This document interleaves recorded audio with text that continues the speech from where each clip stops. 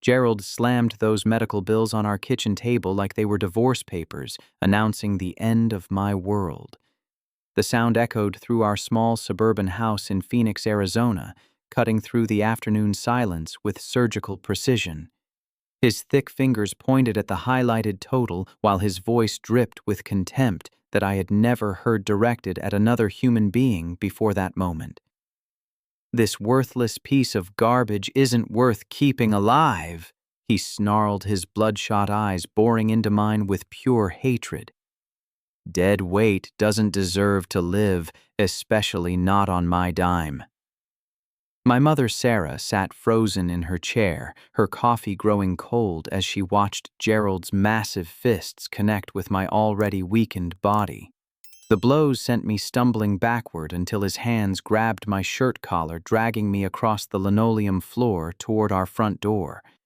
As I collapsed on the concrete steps outside, clutching my medical records against my chest, I made a promise that would change everything forever. 3 months earlier, everything had started differently. I was 22 years old, working part-time at a local auto parts store while finishing my associate degree in business administration. The fatigue had crept up gradually, along with unexplained bruising on my arms and legs that wouldn't heal properly. When blood tests revealed abnormal cell counts, Dr. Martinez at Desert Valley Medical Center delivered what I thought was devastating news about lymphoblastic leukemia. Gerald had accompanied me to that appointment, playing the concerned stepfather role with practiced ease. He asked detailed questions about treatment cost, insurance coverage limitations, and survival statistics. Dr. Martinez explained the specifics with cautious optimism, but Gerald's face remained stoic throughout the consultation. Sarah squeezed my hand during the worst moments, tears streaming down her cheeks as she promised we would fight this together as a family. The first chemotherapy session went smoothly enough. Gerald drove me to the hospital, waited in the lobby, and helped me back to the car afterward when my legs felt unsteady. He even stopped for my favorite strawberry milkshake on the way home, claiming it would help settle my stomach. For those initial weeks, I actually felt grateful for his support, despite our historically strained relationship. But something changed after the second treatment cycle. Gerald started asking strange questions about my appetite, energy levels, and whether I felt like the treatments were actually helping. He would make offhand comments about medical bills piling up faster than insurance could cover them. Sarah would quickly change the subject, but I caught the worried glances they exchanged when they thought I wasn't paying attention. During my 4th week of treatment, a scheduling mix-up at the oncology center led to an unexpected revelation that shattered my understanding of everything. Nurse Patricia Williams called me back for routine blood work, chatting casually about my progress while checking my vitals. "Your counts are responding beautifully," she mentioned cheerfully. "With this specific subtype, we typically see 95% remission rates when caught this early. You're incredibly fortunate that Dr. Martinez identified it so quickly." My stomach dropped as her words registered fully. I asked her to repeat what she had just said about survival rates and treatment success. Patricia seemed confused by my reaction, explaining that my particular form of leukemia was among the most treatable varieties when diagnosed early. She pulled up my chart on her computer screen, pointing to test results that clearly indicated an excellent prognosis with standard treatment protocols. That evening, I confronted Gerald about the conversation with Nurse Patricia. He dismissed her comments as overly optimistic medical jargon designed to keep patients compliant with expensive treatments. According to Gerald, doctors and nurses routinely exaggerated positive outcomes to justify continued chemotherapy sessions that generated massive profits for hospitals. He claimed that Patricia probably wasn't even qualified to interpret complex laboratory results accurately. But I couldn't shake the feeling that something wasn't adding up correctly. Gerald's explanations felt rehearsed and evasive. When I pressed him for specific details about my diagnosis, he would redirect our conversations toward financial concerns or suggest that questioning medical professionals showed dangerous denial about my condition. The breaking point came when I overheard Gerald talking on the phone in his home office. Through the partially open door, I caught fragments of a conversation with someone named Marcus. Gerald was describing my treatment as unnecessary expenses for a lost cause, and mentioning something about preserving assets for the legitimate kids. When he noticed me listening, Gerald abruptly ended the call and claimed he had been discussing insurance matters with his financial advisor. Later that same week, I returned to Desert Valley Medical Center for another scheduled appointment. This time, I arrived early and asked to speak privately with Dr. Martinez about my prognosis. Without Gerald present to interrupt or redirect the conversation, Dr. Martinez provided detailed explanations about my specific diagnosis treatment timeline and expected outcomes. The truth hit me like a physical blow to my chest. My form of leukemia carried an exceptional cure rate when treated promptly. Dr. Martinez estimated my chances of complete recovery at over 90% based on my age, overall health, and how quickly we had begun treatment. The chemotherapy protocols were standard procedures with well-documented success rates. Most patients with my exact diagnosis returned to completely normal lives within 12 to 18 months of beginning treatment. Gerald had been lying about everything from the very beginning. He knew my cancer was highly treatable, but had convinced both Sarah and me that my situation was hopeless. The realization left me feeling physically sick in ways that had nothing to do with chemotherapy side effects. I sat in the hospital parking lot for nearly an hour, trying to process the implications of Gerald's deception. The lies about my medical prognosis were just the beginning of what I would soon discover about Gerald's true character. 2 weeks after learning the truth from Dr. Martinez, I needed to find my birth certificate to update insurance beneficiary information. Sarah suggested I check Gerald's home office, where he kept important family documents in a large filing cabinet behind his desk. Gerald was at work that afternoon, and Sarah had driven to the grocery store for weekly shopping. I figured I had plenty of time to locate my birth certificate and get back to my room before anyone returned home. The filing cabinet wasn't locked, and the folders were organized alphabetically by family member names. Under my name, I found the birth certificate easily enough, but there were other documents in the same folder that caught my attention. Mixed in with my high school transcripts and vaccination records was a thick stack of papers related to my biological father's military service and death benefits. My father had died in a motorcycle accident when I was 15 years old, and I remembered the painful process of handling his affairs during those difficult months. What I didn't remember were the specific financial details that Gerald had apparently been managing ever since. According to the documents in his filing cabinet, my father had maintained substantial life insurance policies through his military service and civilian employment. The total death benefits had exceeded $250,000, with additional educational funding specifically designated for my college expenses and potential medical needs. Most shocking of all was the fact that Gerald had somehow gotten himself named as executor of my father's estate, giving him complete control over these funds. I photographed every document with my phone, my hands shaking as I realized the scope of Gerald's deception. Bank statements showed regular withdrawals from accounts that should have been held in trust for my benefit. The money that was supposed to cover my education and medical expenses had been systematically drained over the past 7 years to fund Gerald's lifestyle choices. Credit card statements revealed purchases that made my stomach turn with anger. Gerald had used my father's death benefits to buy a brand new Ford F-150 truck, expensive hunting equipment, and multiple trips to Las Vegas casino resorts. There were also regular payments to something called Desert Springs Gaming Club, which appeared to be some kind of private gambling establishment. But the most damaging discovery was a series of forged documents that showed Gerald's signature had been faked on the original estate paperwork. My father had actually designated his brother Thomas as executor, with specific instructions that I should gain access to educational funds when I turned 18 and full control of remaining assets at 25. Gerald had somehow managed to substitute fraudulent paperwork that made him the legal executor instead. The insurance policies contained clear language stating that funds were meant to cover my educational and medical expenses as needed. My father had obviously been thinking ahead, trying to protect my future even after his death. Gerald had violated every aspect of those wishes while pretending to be a supportive stepfather. Hidden beneath the insurance documents were even more troubling papers related to Sarah's financial situation. I discovered that she was completely dependent on Gerald for housing, transportation, and basic living expenses.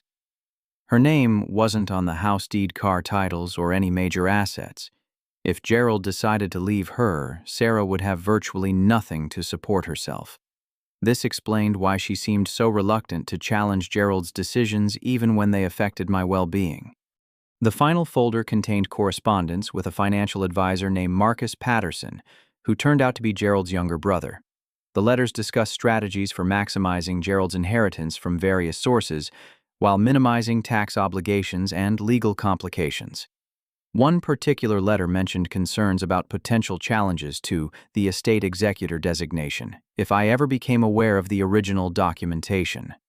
Marcus had apparently advised Gerald to maintain careful records of all expenditures from my father's accounts, but to characterize them as legitimate expenses related to my care and upbringing. The letter suggested that Gerald could justify most purchases as indirect benefits that supported the household where I lived. However, Marcus also warned that some expenditures, particularly the gambling and luxury items, would be difficult to defend if scrutinized by courts or investigators. I spent nearly 3 hours in Gerald's office carefully photographing every relevant document while making sure to return everything to its exact original position. The evidence was overwhelming and undeniable. Gerald had been systematically stealing from my inheritance while simultaneously denying me access to medical treatment that the stolen money should have easily covered. The irony was almost unbearable. Gerald was refusing to pay for my cancer treatment using money that rightfully belonged to me and had been specifically intended for exactly this type of medical emergency. My father had tried to protect my future from beyond the grave, but Gerald had corrupted those plans for his own selfish benefit. As I returned to my bedroom with the birth certificate and hundreds of photographs documenting Gerald's theft, I began planning my next steps carefully. The evidence was solid, but I needed to approach the situation strategically.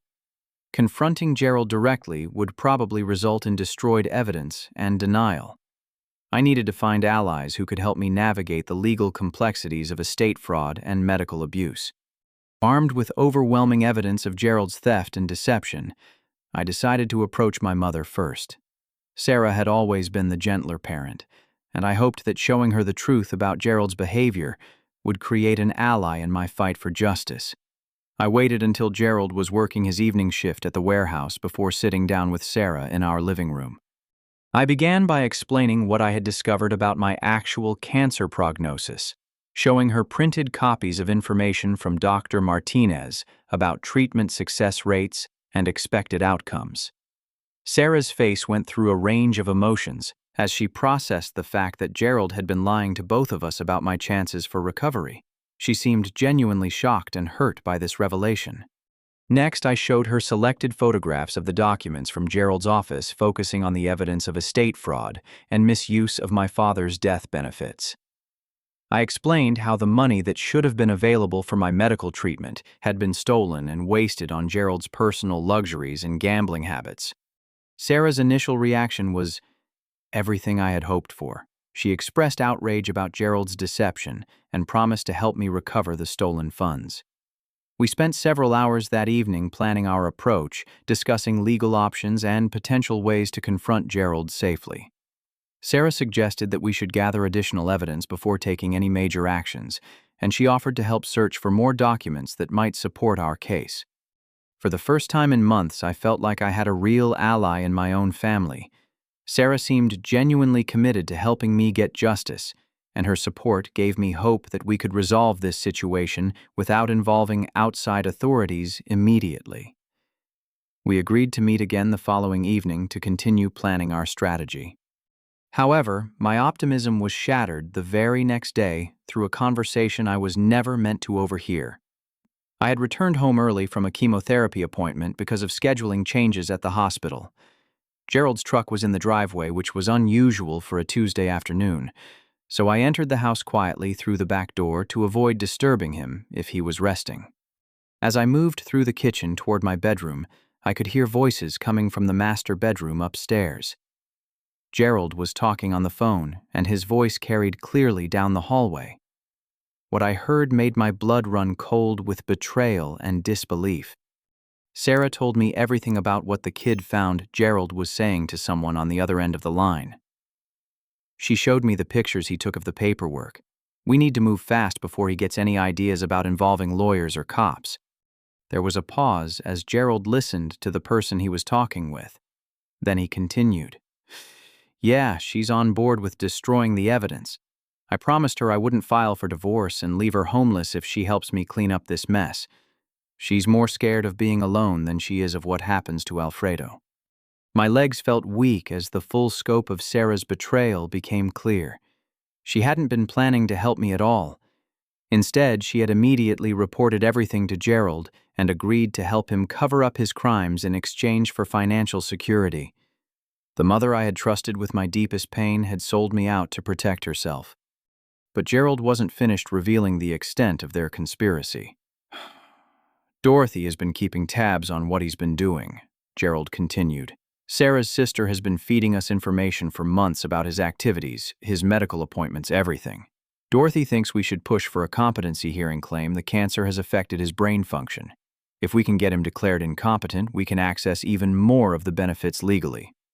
The revelation about Dorothy's involvement was another devastating blow. Sarah's sister had always seemed supportive during family gatherings, asking about my health and expressing concern about my treatment progress. I had never suspected that she was actually gathering intelligence to use against me in some elaborate scheme. Gerald's voice took on a more sinister tone as he outlined their plans. The goal is to make him look unstable and unreliable if he tries to make accusations later. Dorothy documented a bunch of stuff about mood swings and confusion that we can use to question his mental state. Between the cancer diagnosis and chemotherapy side effects, it won't be hard to convince people that he's not thinking clearly. I crept closer to the stairway, straining to hear every word of this conversation that was determining my fate without my knowledge or consent. Gerald was describing a comprehensive plan to discredit me while simultaneously maintaining legal control over my father's estate. The sophistication of their conspiracy was both impressive and terrifying. Sarah's main job is to keep acting supportive while gathering more information about what evidence he might have collected, Gerald continued.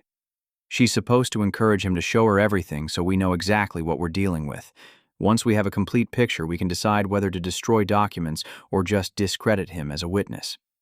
The phone conversation revealed that Gerald and his conspirators had been planning this cover-up for much longer than I had realized. They had anticipated the possibility that I might discover the truth about my father's estate, and they had been preparing countermeasures for months in advance. Dorothy's intelligence gathering was just one part of a larger strategy designed to neutralize any threat I might pose to their financial scheme. As Gerald wrapped up the phone call, I heard footsteps moving toward the bedroom door. I quickly retreated through the kitchen and out the back door, then circled around to the front of the house to make it appear as though I was just arriving home from my medical appointment. Sarah greeted me at the front door with a warm smile and questions about how my treatment had gone that day. Her performance was flawless, showing genuine concern and offering to help me with anything I needed. If I hadn't just overheard Gerald's phone conversation, I would never have suspected that she was actively working against my interests while pretending to be my ally. That evening, Sarah suggested that we should meet again to continue planning our strategy for dealing with Gerald's theft and deception. She encouraged me to show her any additional evidence I might have discovered, claiming that we needed to build the strongest possible case before confronting him. Her manipulation was skillful and convincing, designed to extract maximum information while maintaining her cover as a supportive mother. Instead of revealing what I had overheard, I decided to play along with Sarah's deception while secretly planning my real strategy. I showed her additional photographs of documents from Gerald's office, carefully observing her reactions and noting which pieces of evidence seemed to concern her most. Throughout our conversation, Sarah maintained her facade of outrage and support, but I could now see the subtle signs of her true allegiance. The betrayal by my own mother cut deeper than any of Gerald's previous cruelties. Sarah had watched me suffer through months of unnecessary worry about my cancer prognosis, knowing that Gerald was lying about my chances for recovery. She had seen my pain and fear without offering the comfort of truth, choosing instead to protect her own financial security at the expense of my well-being. Gerald's response to my evidence gathering was swift and more dangerous than I could have anticipated. Within a week of Sarah's betrayal, I began experiencing severe nausea, dizziness, and confusion that went far beyond my normal chemotherapy side effects. Initially, I attributed these symptoms to stress from discovering Gerald's theft and Sarah's betrayal, but the intensity and persistence of my physical distress raised serious concerns. The symptoms escalated dramatically on a Thursday evening while I was studying for my business law final exam. What started as mild disorientation rapidly progressed to severe vomiting and difficulty maintaining my balance. When I tried to stand up from my desk chair, my vision blurred and my legs buckled completely. Sarah found me collapsed on my bedroom floor, barely conscious and struggling to speak coherently. Gerald took charge of the situation with surprising efficiency, calling 911 and riding with me in the ambulance to Desert Valley Medical Center. During the ride, he provided detailed information to the paramedics about my cancer diagnosis, chemotherapy schedule, and recent behavioral changes. He described mood swings, confusion, and what he characterized as increasing paranoia about family members. At the emergency room, Gerald continued his performance as the concerned stepfather dealing with a deteriorating patient. He spoke privately with Dr. Jennifer Hayes, the attending physician, explaining that I had been experiencing what he called personality changes and delusional thinking over the past several weeks. According to Gerald, I had been making wild accusations about financial improprieties and expressing distrust of family members who were trying to help me. Dr. Hayes ordered comprehensive blood tests and brain imaging to rule out complications from my cancer treatment. While we waited for results, Gerald suggested that my symptoms might indicate psychological distress rather than purely medical issues. He recommended that the hospital's psychiatric team evaluate me for potential mental health complications related to my cancer diagnosis. The blood test revealed abnormalities that Dr. Hayes couldn't immediately explain. My electrolyte levels were severely imbalanced, and there were traces of compounds that shouldn't have been present given my current medication regimen. When she questioned me about any changes to my prescriptions or supplements, I mentioned that Gerald had been helping me organize my medications to ensure I didn't miss any doses. That detail caught Dr. Hayes' attention immediately. She asked Gerald to bring in all of my current medications so the pharmacy team could verify that I was receiving the correct prescriptions in proper dosages. Gerald seemed reluctant to leave the hospital, claiming that Sarah needed the car and couldn't bring the medications herself. Eventually, Gerald returned with a plastic bag containing several prescription bottles with my name on the labels. However, when the pharmacy team examined the contents, they discovered significant problems with what I had been taking. Several of the medications were expired by more than 6 months, and others showed signs of tampering or contamination. Most disturbing was the discovery that my anti-nausea medication had been replaced with pills that contained compounds known to cause exactly the symptoms I had been experiencing. The pharmacy team found traces of expired chemotherapy drugs that could cause severe neurological reactions when taken inappropriately. Someone had deliberately created a cocktail designed to make me appear mentally unstable while causing genuine physical distress. Dr. Hayes immediately contacted the hospital's security team and began treating my condition as a potential poisoning case. However, Gerald quickly shifted tactics when he realized that the medication tampering had been discovered. He claimed that I had been acting strangely around my medications, sometimes taking extra pills or mixing prescriptions in ways that concerned him and Sarah. Gerald's new story painted me as a confused cancer patient who was self-medicating dangerously due to fear and denial about my condition. He suggested that I might be intentionally overdosing on certain medications while refusing to take others properly. This explanation could account for the medication irregularities while maintaining my image as an unreliable witness to my own experiences. The situation became even more complex when Gerald requested that I be placed on a psychiatric hold for my own safety. He argued that my recent accusations about family members combined with evidence of medication misuse indicated that I posed a danger to myself. Gerald provided Dr. Hayes with what he claimed were examples of my delusional thinking. including my accusations about estate fraud and financial theft. During this crisis, while I was sedated and unable to advocate for myself effectively, Gerald attempted to have me sign documents that would transfer remaining assets to Sarah for safekeeping during my medical crisis. He presented these papers as temporary measures designed to ensure my bills were paid while I focused on recovery. The documents were carefully worded to appear protective, while actually granting Sarah and Gerald complete control over my father's remaining death benefits. Fortunately, a veteran social worker named Janet Rodriguez was assigned to my case during the psychiatric evaluation process. Janet had worked with cancer patients and their families for over 15 years, and she recognized several red flags in Gerald's behavior and explanations. Her experience with elder abuse and medical manipulation cases gave her insights that other hospital staff might have missed. Janet noticed inconsistencies in Gerald's story about my medication management and behavioral changes. She also observed that my cognitive function improved dramatically once the contaminated medications were eliminated from my system. While Dr. Hayes focused on my immediate medical needs, Janet quietly began documenting concerns about potential abuse and manipulation.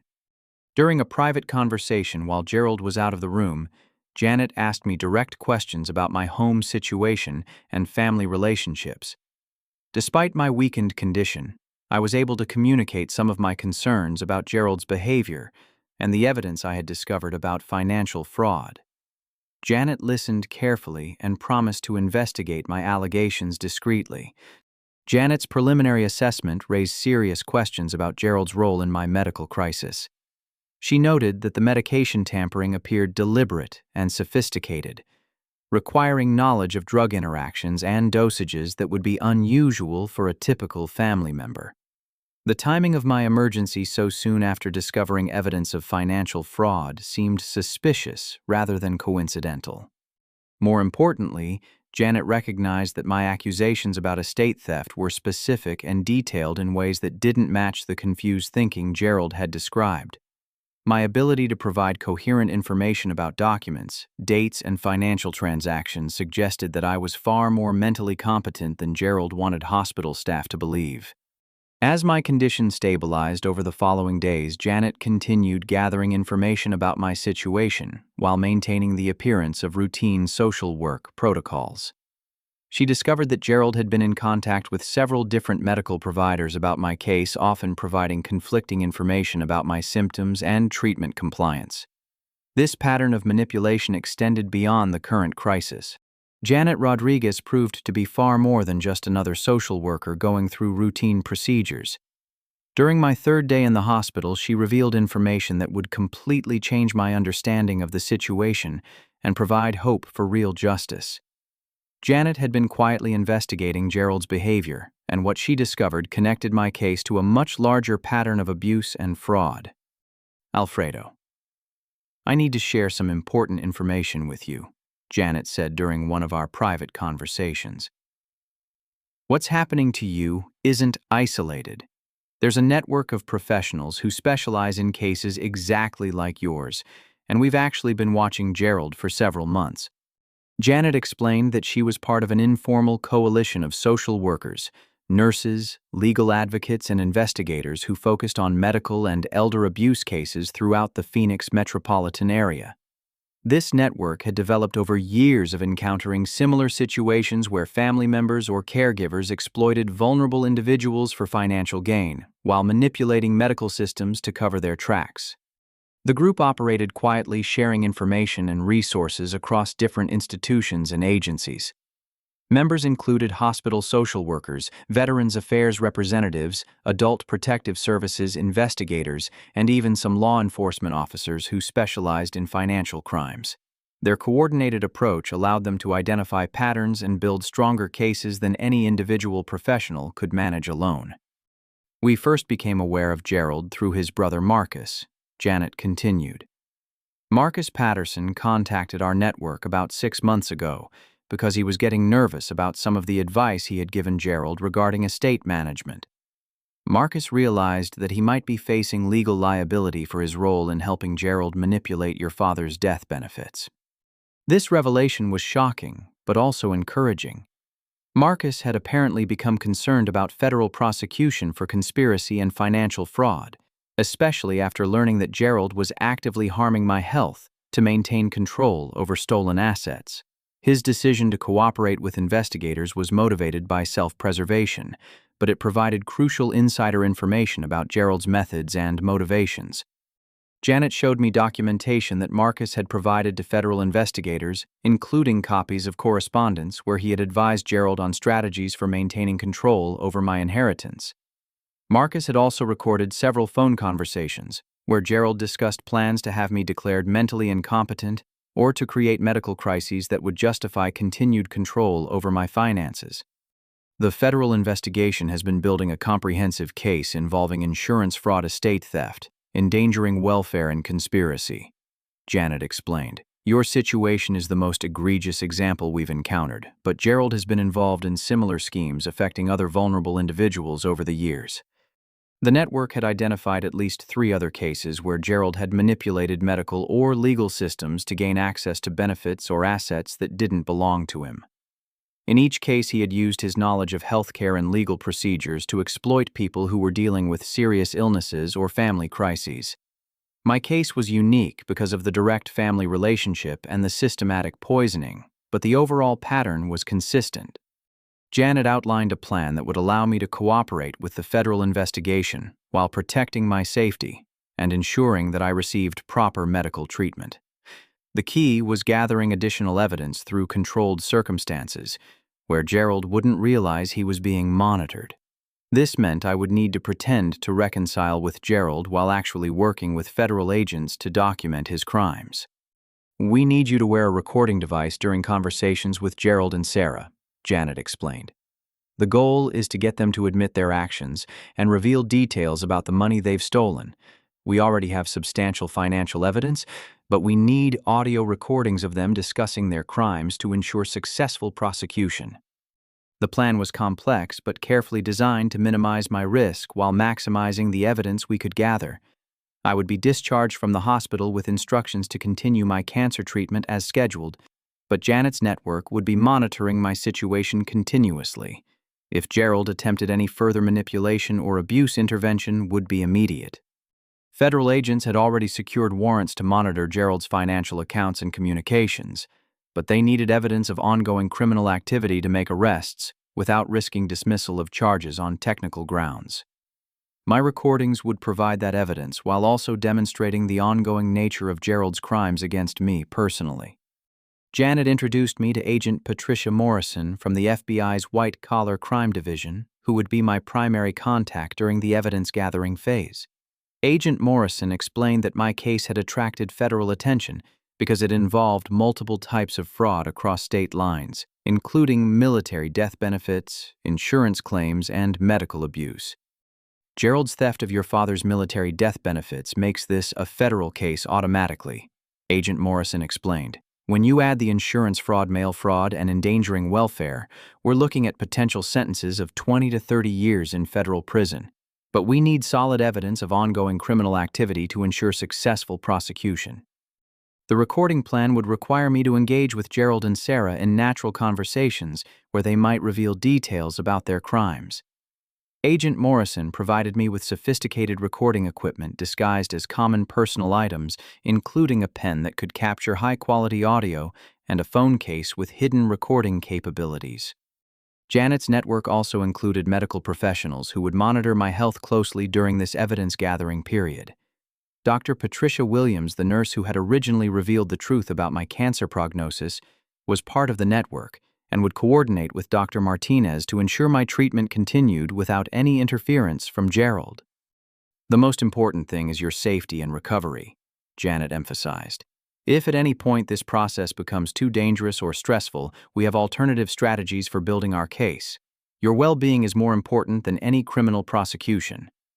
The network had anticipated that Gerald might attempt to flee or destroy evidence once he realized he was under investigation. Financial monitoring was already in place to prevent him from accessing or transferring large amounts of money. If necessary, arrests could be made immediately to prevent escape or further harm to me.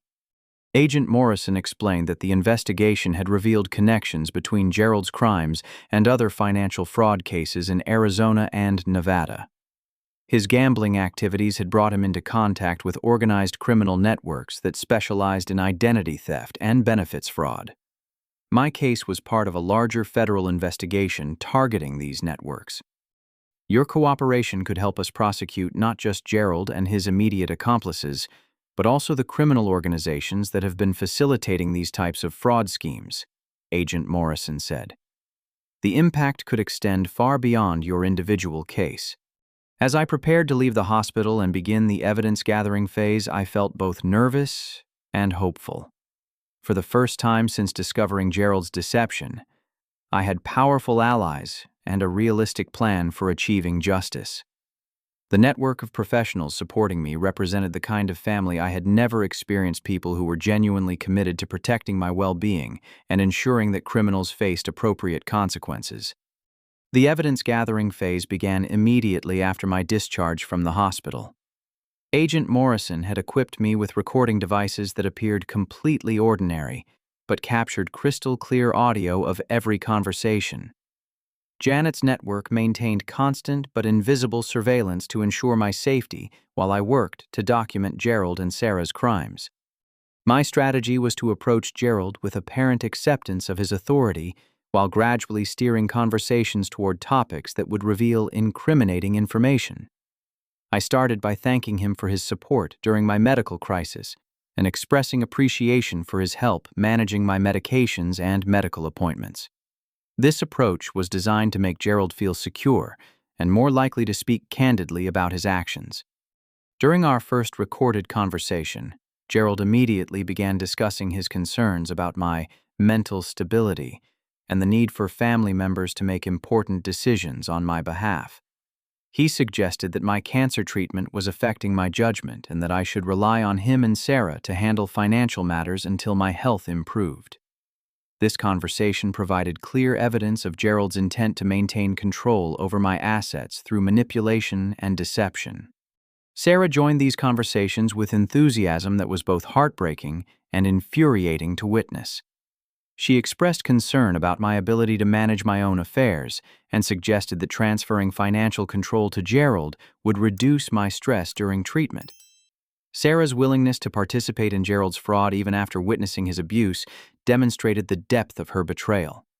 Over the course of 2 weeks, I gathered increasingly damaging recordings of Gerald and Sarah discussing their long-term plans for my father's death benefits. Gerald revealed that he had been planning to declare me mentally incompetent through legal proceedings that would grant him permanent control over all remaining assets.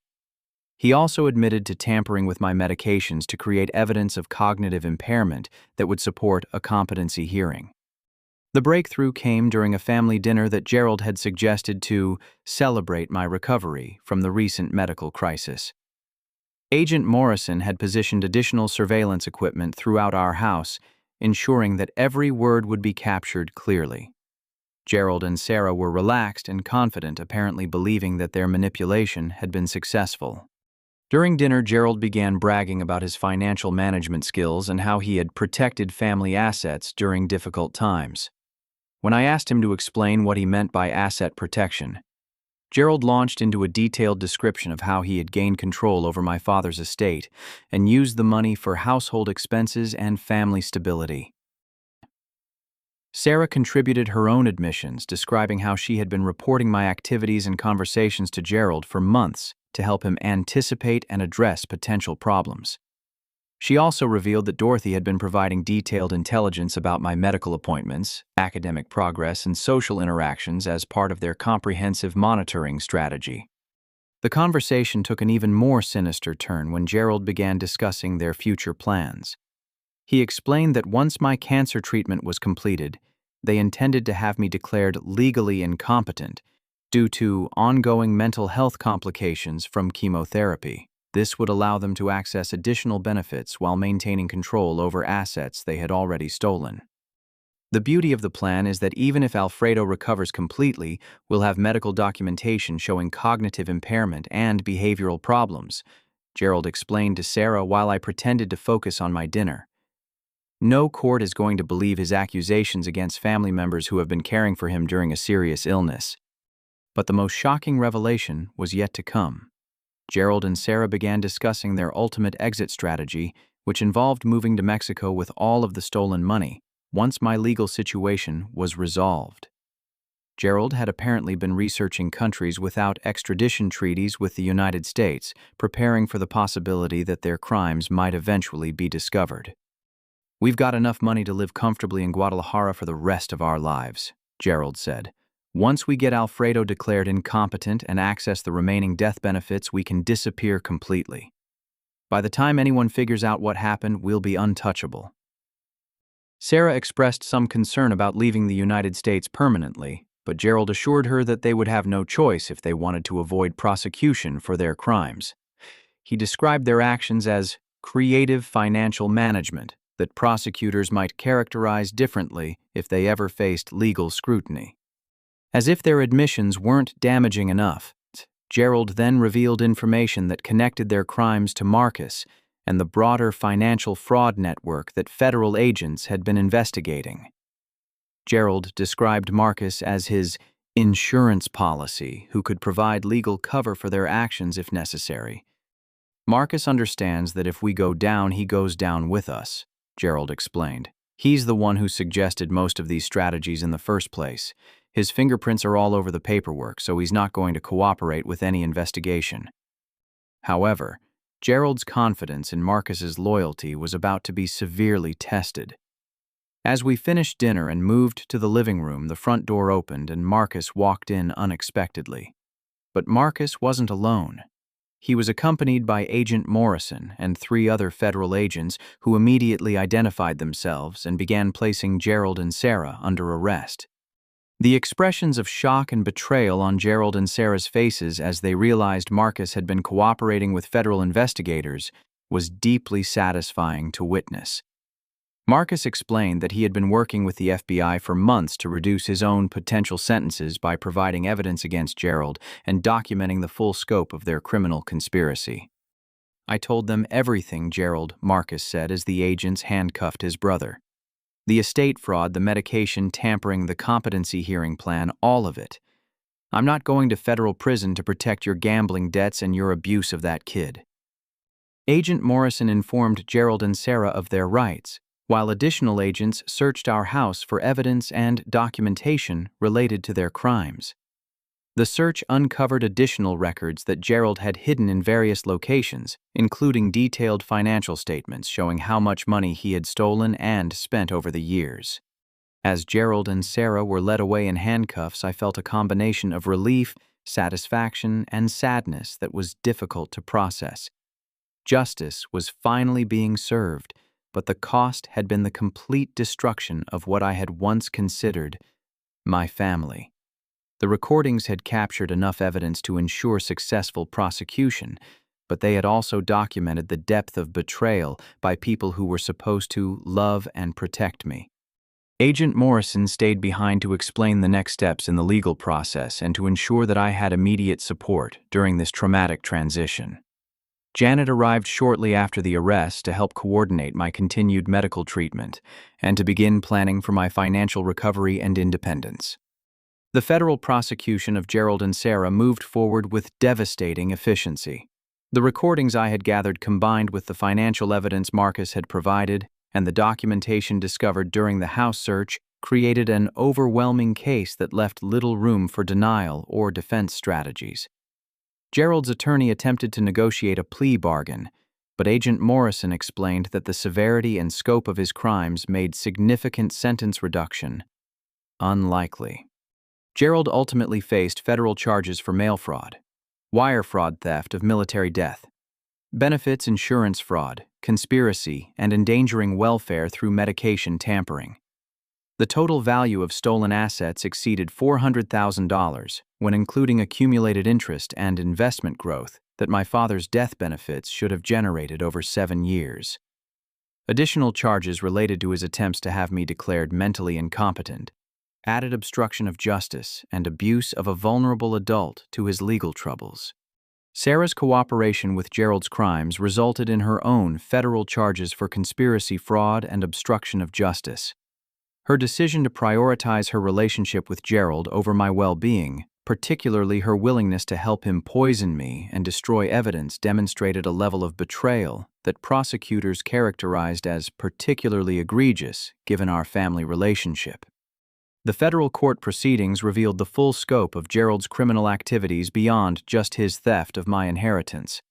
Agent Morrison's investigation had uncovered similar fraud schemes affecting elderly veterans and disabled individuals throughout Arizona and Nevada. Gerald had used his knowledge of healthcare and benefit systems to identify and exploit vulnerable targets, often working with Marcus and other accomplices to create sophisticated financial fraud operations. During the sentencing hearing, I had the opportunity to provide victim impact testimony that addressed not just the financial harm Gerald had caused, but also the emotional and psychological damage from his systematic abuse and manipulation. I described the terror of believing I was dying from cancer, while the person responsible for my care was actually prolonging my suffering to steal money that could have saved my life. Judge Patricia Richardson sentenced Gerald to 28 years in federal prison without possibility of parole for 15 years. Sarah received a sentence of 12 years in federal prison with possibility of parole after serving 8 years.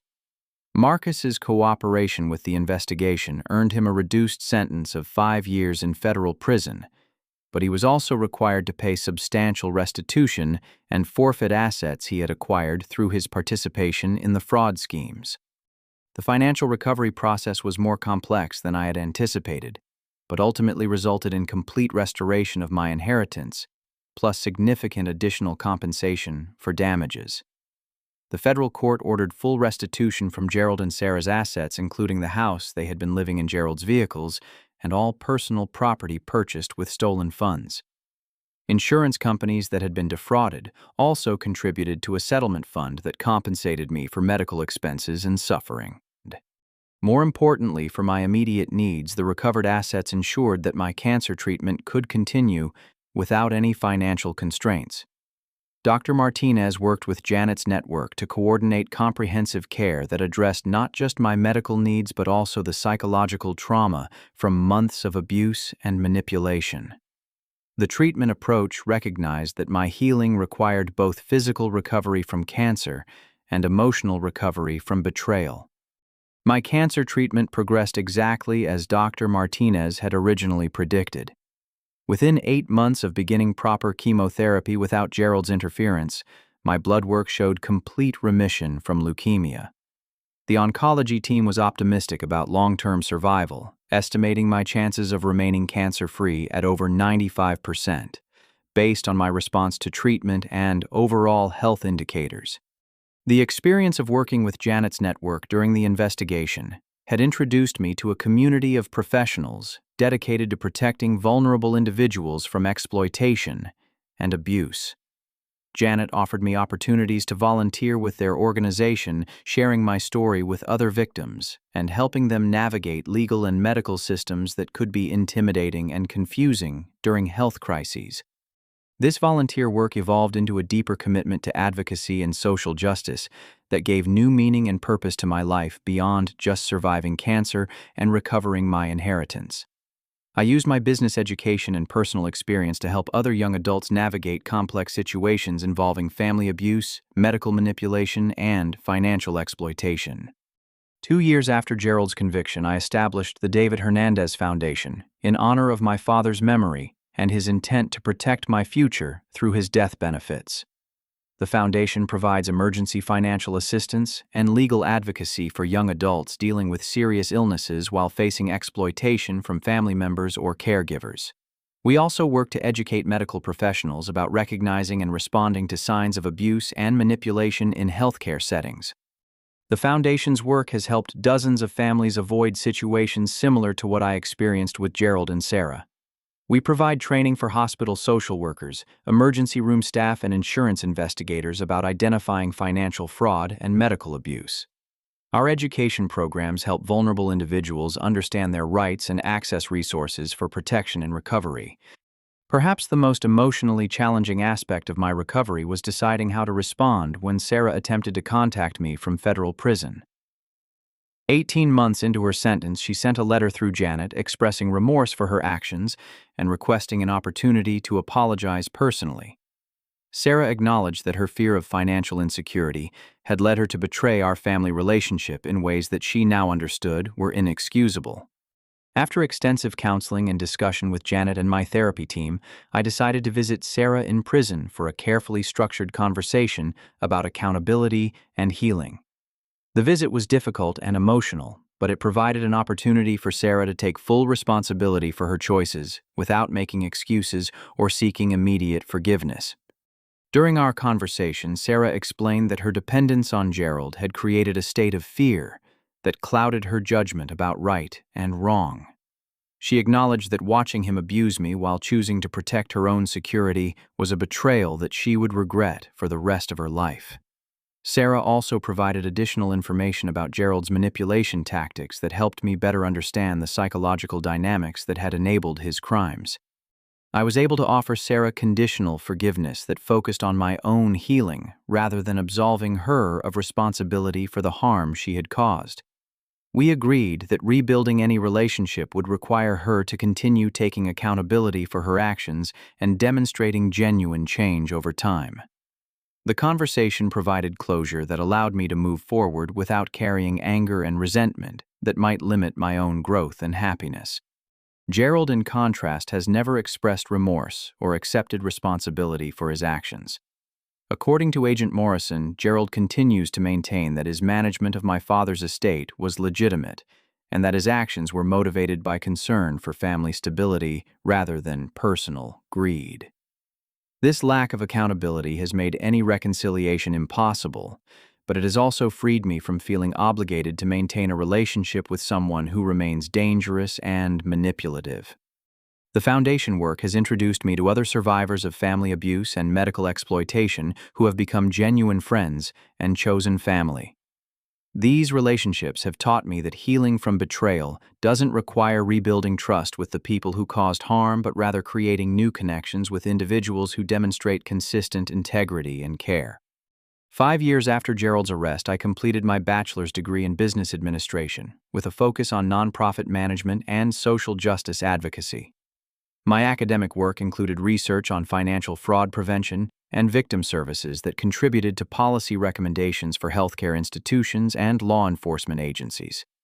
The foundation has grown to include a staff of 12 people and an annual budget that supports comprehensive services throughout the southwestern United States. My medical follow-up appointments with Dr. Martinez continue to show excellent health, with no signs of cancer recurrence. The psychological counseling that began during the federal investigation has evolved into ongoing support for trauma recovery and personal growth that has helped me develop healthy relationships and effective leadership skills. The most meaningful aspect of my current life is the knowledge that my father's intent to protect my future has been fulfilled in ways that extend far beyond his original death benefit planning. The foundation that bears his name has created a legacy of protection and advocacy that helps other families avoid the exploitation and abuse that threatened to destroy my life. Through this work, my father's love continues to make a positive difference in the world, even decades after his death. The experience of surviving cancer, overcoming family betrayal, and building a meaningful career in advocacy has taught me that our greatest growth often comes through our most painful challenges. The strength I discovered during those dark months when I felt completely alone and vulnerable has become the foundation for helping others find their own power and resilience in the face of exploitation and abuse.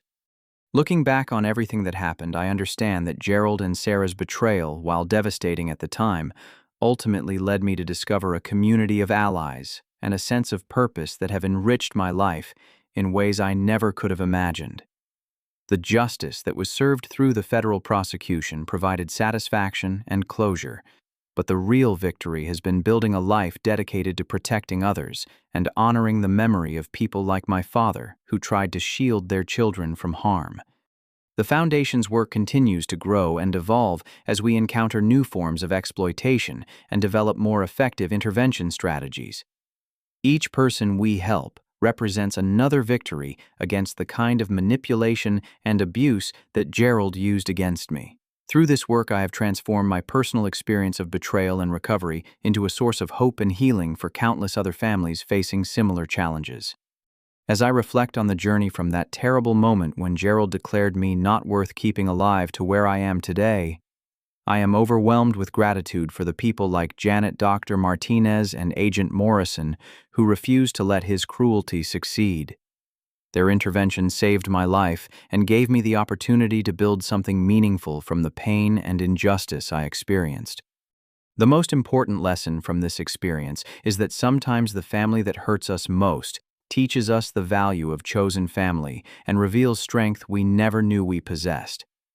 True healing comes not from revenge against those who have wronged us, but from transforming our pain into purpose and building the support systems we always deserved.